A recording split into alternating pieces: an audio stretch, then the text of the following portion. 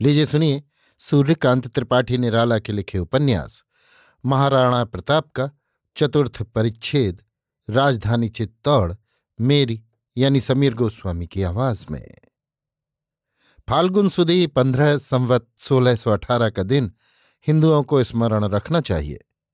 हिंदू कुलपति महाराणा प्रताप सिंह को इसी दिन राजगद्दी मिली थी। कापुरुष उदय सिंह के औरत से प्रताप जैसा वीर शिरोमणि पैदा हुआ, ये कम आश्चर्य की बात नहीं। यदि उदय सिंह के समय अकबर के यौवन काल में उनके दिल्ली सिंहासन प्राप्त करते समय उदय सिंह न होकर महाराणा प्रताप होते, तो आज इतिहास लेखकों को आपके संबंध में कुछ और ही शब्द और ही घटनाएं लिखनी पड़तीं। शक्ति सिंह को राजधानी से तो प्रताप ने निकाल दिया था, परंतु अपने हृदय से न निकाल सके थे। कारण और अनेक दुर्गुणों के रहते हुए भी एक बहुत बड़ा गुण शक्ति सिंह में था, वो थी निर्भीकता। शत शत शत्रुओं के बीच में घिरकर भी शक्ति सिंह पीठ न फेरते थे। भागने के लिए उनके पैर ही न उठते थे। जितने उद्दंड थे उतने बड़े वे वीर भी थे। उनके सरदारों में शक्ति सिंह का अभाव दूर करने वाला कोई न था। सेना संचालन की शक्ति तो शक्ति सिंह में न थी, पर अपने प्रबल पराक्रम और अनिवार्य वारों से शत्रु दल को विचलित करने और अपनी सेना को उत्साह देने में शक्ति सिंह से बढ़कर वीर प्रताप की फौज में न था। आज उसी वीर के अभाव से महाराणा विचार कर रहे हैं। कभी मुगलों की शक्ति याद आती, कभी भाई शक्ति सिंह की। कितने अत्याचार मुगलों ने राजपूत जाति पर किए हैं। शत शत वर्ष काल के अथाह गर्भ में समा गए, परंतु इन दोनों जातियों का भाव एक दूसरे से वैसा ही बना है। ये दोष किसका है? क्या राजपूत इसके लिए दोषी हैं? वे तो मुगलों को कभी भी सताने के लिए नहीं गए। तब क्या दोष मुगलों का है? केवल मुगल ही नहीं, पठानों के राज्यकाल से ही मेवाड़ भूमि पर ऐसे ही आक्रमण हो रहे हैं, जैसे हम मेवाड़वासी आक्रमण सहने और अंत तक प्राणों की आहुति देने के लिए ही पैदा हुए हों। जैसे यहाँ के अधिवासियों का इसके अतिरिक्त और कोई उद्देश्य ही न हो। मुसलमान अपनी विजय के लिए आते हैं। हे ईश्वर, इस विजय और रक्षा के भीतर तुम्हारी कौन सी इच्छा छिपी हुई है? अगणित वार पराजय सहस्त्रों राजपूत अंगार की तरह जलकर राख हो गए। अगणित स्त्रियां सती हो गईं अपनी धर्म रक्षा के लिए, और ये भयंकर प्रहार हुआ एकमात्र चित्तौड़ पर विशेष रूप से। चित्तौड़ मेवाड़ की रानी है। हमारे वंशजों की शताब्दियों तक राजधानी रह चुकी है। केवल पिताजी ने वहां से राजधानी उठा दी, उदयपुर चले आए, परंतु चित्तौड़ की सी श्री क्या संसार में और कहीं होगी? दुर्लंघ पहाड़ के मस्तक पर आकाश के चंद्र की तरह शोभा दे रही है। नहीं है, क्यों थी? अब क्या है? अब तो अकबर की कृपा से घास, टीले, स्तंभ, खंडहर यही उसकी पहचान के लिए रह गए हैं, परंतु जो भूषण उसके छिन गए हैं, यदि फिर से पहना दिए जाए तो वो रानी ही रहेगी। स्थिति उसकी कितनी सुरक्षित है! शायद इसीलिए उस पर प्रहार होते गए। तीन ओर से पहाड़ के कारण एक सुरक्षित मध्य भाग लगभग 1.5 मील चौड़ा, जहां कभी लोगों की अश्रांत चहल पहल थी, संपूर्ण घेरा 8 मील तक का। कितना सुंदर एक नगर के लिए! पर्वत भी 100 गज से ज्यादा ऊंचा नहीं। चारों ओर से 4 दीवारी नगर की रक्षा कर रही थी, और रात को इसी 4 दीवारी की मरम्मत कराते समय सेनापति हमीर, उफ हमीर, मारे गए। घातक अकबर की गोली से छिपकर मारा गया। वीर तो ये जानता था कि रात को लड़ाई नहीं होती। जहां स्वाधीनता की विजय वैजयंती उड़ रही थी, आज वहां भयानक श्मशान है। ऊंचे ऊंचे विजय स्तंभ दुर्गम आकाश को आलिंगन करने के लिए बढ़ रहे हैं, मानो अब इस पृथ्वी के अत्याचार को देख नहीं सकते। हाय, आज चित्तौड़ असहाय भिखारियों की तरह निरस्त तथा कांतिहीन सा हो रहा है। मेरी ओर कैसी करुणा भरी दृष्टि से देखता है। आहा, मेवाड़, वो भी एक दिन हो गया कि नन्हे नन्हे बालकों को उनकी माताएं केसरिया वस्त्र पहना आशीर्वाद देकर मुख चूम लड़ाई के लिए विदा करती थीं, और सगर्व कहती थीं कि बेटा मर जाना पर हार कर न आना। कितनी ही देवियां अपने पूज्य पतियों को बाह में भरकर डबडबाई आंखों से विदा करती हुई कहती थीं, विजय के साथ आना, नहीं तो स्वर्ग में मैं तुम्हारे लिए प्रतीक्षा न करूंगी। क्या संसार में कहीं इतनी बड़ी विभूति होगी? कितने अच्छे ढंग से रक्षा की गई थी। नगर में प्रवेश करने का मार्ग पूर्व दक्षिण के कोने से था। यहां से क्रमशः बस्ती ऊंची होती गई, पर बीच बीच में नीचे की जगहें भी मौजूद। अगम अथाह जलाशय सदा ही भरे हुए, पानी का कभी भी अभाव न हो।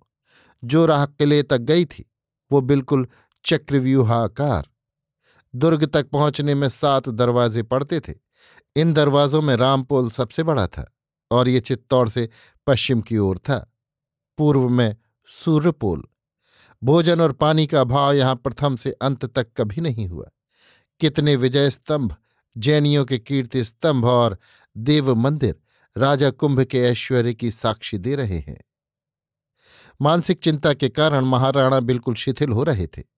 ऐसे समय द्वार रक्षक ने चंदावत कृष्ण के आने की सूचना दी। महाराणा ने सहर्ष बुलाया।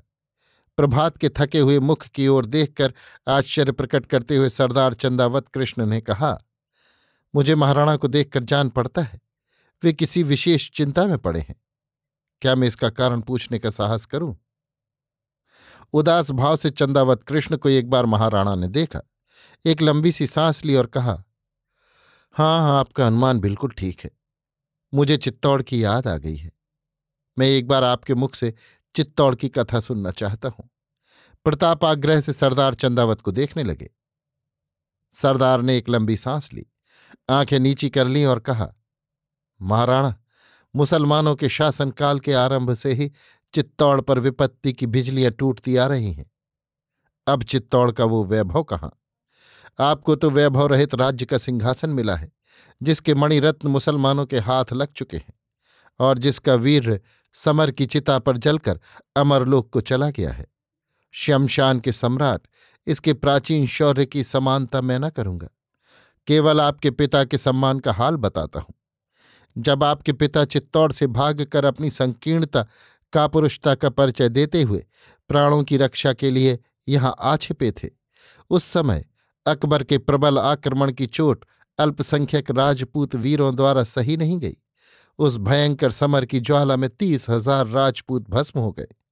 राजपूतों की सहस्त्र सहस्त्र साध्वी स्त्रियां भी, जिनमें उदय सिंह की 9 रानियां, 5 राजकुमारियां तथा अन्य वीर सरदारों की अगणित स्त्रियां थीं, अपने सतीत्व और सम्मान की रक्षा के लिए जलते हुए अग्निकुंड में जीवन विसर्जन कर स्वर्ग में अपने प्रियजनों से जा मिली और कुछ पहले ही से स्वर्ग में चलकर अपने कापुरुष पतियों को आत्मविसर्जन की शिक्षा देती हुई सुखोपभोग करने लगीं।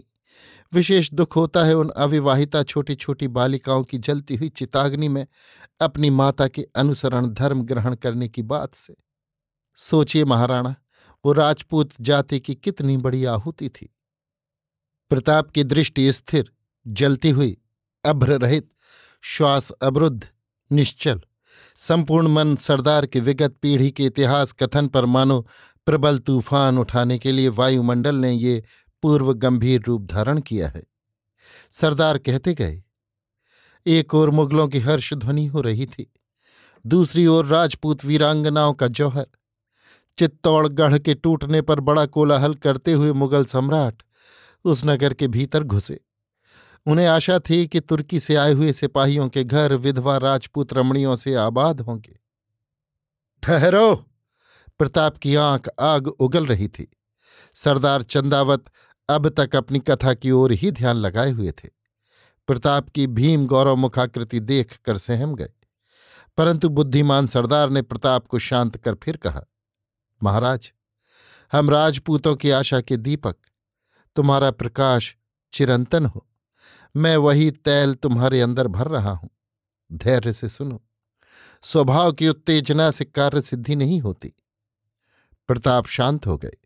सरदार कहने लगे, अकबर चित्तौड़ के अंदर गए, तब उनकी संपूर्ण आशा धूल में मिल गई, कुछ भी हाथ न लगा।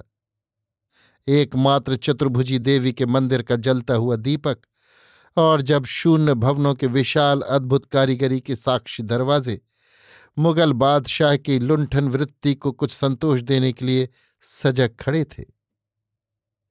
जैसे आत्माहुति के लिए वे भी तैयार होकर उस विपुल शून्यता में उसे ललकार रहे हों। चंदावत कृष्ण इतना कहकर सशंक दृष्टि से प्रताप के मुख की ओर देखने लगे। उनके कपोलों पर से आंसुओं की मुक्ताएं चित्तौड़ की दरिद्रता को श्री समृद्ध करने के लिए अविराम भाव से बह रही थीं। अभी आप सुन रहे थे सूर्यकांत त्रिपाठी निराला के लिखे उपन्यास महाराणा प्रताप के चतुर्थ परिच्छेद राजधानी चित्तौड़ को मेरी यानी समीर गोस्वामी की आवाज में।